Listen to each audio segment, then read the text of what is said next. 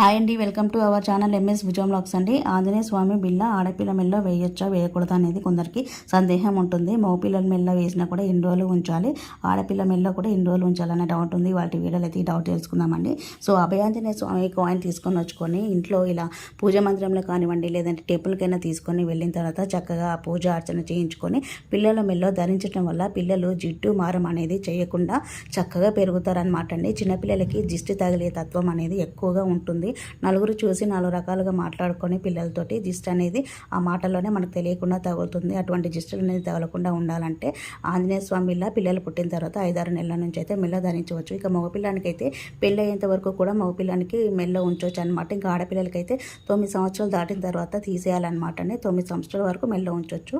ఇక నల్లదారం పనికిరాదు అనమాట అండి. ఎర్రదారం ధరించి మనం ఎర్రదారంతో అయితే పిల్లల మెల్ల వేయాలన్నమాట. ఈ వీడియో కనుక నచ్చితే లైక్ చేయండి, షేర్ చేయండి, సబ్స్క్రైబ్ చేసుకోండి. జై శ్రీరామ్.